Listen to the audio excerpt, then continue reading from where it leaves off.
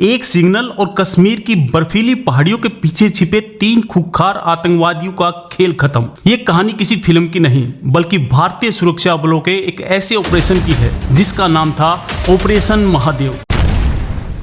जब एक सैनिक वर्दी पहनता है तो वो देश के लिए जीता है और देश के लिए ही मरता है। ऑपरेशन महादेव सिर्फ एक मिलिट्री ऑपरेशन नहीं बल्कि 140 करोड़ भारतीयों के भरोसे और हमारे जवानों की वीरता की कहानी है।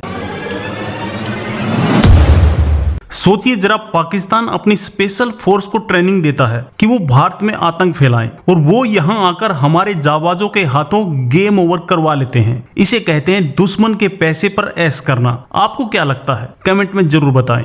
आतंकवादियों को लगा कि वो इस रेडियो से बात करके किसी को भी धोखा दे सकते हैं, पर उनको ये नहीं पता था कि हमारे सुरक्षा बल महीनों से इसी सिग्नल के एक्टिव होने का इंतजार कर रहे थे। जाल बिछा हुआ था, बस शिकारी के आने का इंतजार था।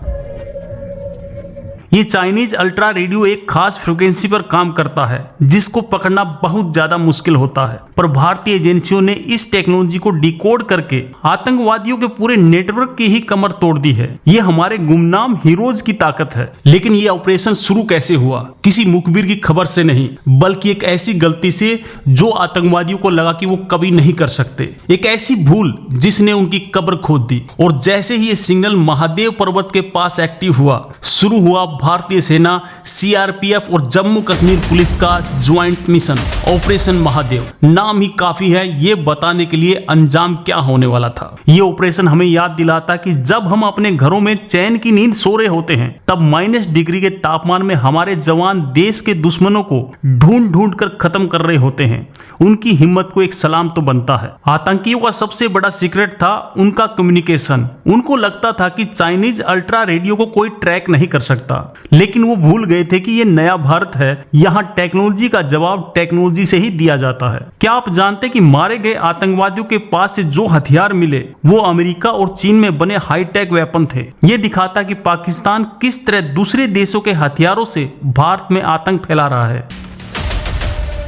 ये मूसा इतना खतरनाक था कि बारामूला के बूटा पथरी हमले में भी इसका हाथ था। उस हमले में हमने सेना के 2 वीर जवान और 2 पोर्टर को खो दिया। हर गुनाह का अब हिसाब हो रहा है। उसे पकड़ा गया गोली या बारूद से नहीं बल्कि एक चाइनीज खिलौने जैसे दिखने वाले रेडियो से निकली एक छोटी सी बीप की आवाज ने। आतंकियों का सबसे सीक्रेट हथियार ही उनकी मौत का कारण बन गया। सरकार ने इन आतंकियों को झुन्नम का 1 वे फ्री टिकट दे दिया है। जो भी भारत की तरफ आंख उठाएगा उसे ऐसे ही फ्री वे यानी 1 वे फ्री टिकट मिलेगा। अगर आप सहमत हैं तो कमेंट में जय हिंद जरूर लिखें। पहाड़ों में छिपे हाशिम मूसा और उनके साथियों को लगा कि वो सुरक्षित हैं, पर ऊपर आसमान और नीचे धरती से महादेव का त्रिशूल उनकी तरफ बढ़ रहा था और उनको तो भनक तक नहीं लगी थी। इस रेडियो को लश्कर तैयबा अपना ब्रह्मास्त्र समझता था। इनक्रिप्टेड मैसेज भेजने वाला ये डिवाइस, जिसे WYSMS भी कहते हैं, आतंकियों के लिए सबसे सुरक्षित मानी जाती है। ऑपरेशन अभी खत्म नहीं हुआ है। सुरक्षा बलों को शक है कि शायद एक और आतंकी कहीं छिपा हो सकता है। महादेव की पहाड़ियों में अभी भी तलाश जारी है, रहस्य बना हुआ है। और जो बात आपके होश उड़ा देगी वो ये है कि ये मास्टरमाइंड कोई आम लड़ाका नहीं बल्कि पाकिस्तानी सेना की स्पेशल फोर्स का एक ट्रेंड पैरा कमांडो था। जी हाँ, एक फौजी जो आतंकी बन गया था। मारे गए इन आतंकवादियों में एक वो था जिसका नाम सुनकर ही पूरी घाटी कांप उठती थी। ये कोई छोटा मोटा आतंकी नहीं था, ये था पहलगांव हमले का मास्टरमाइंड।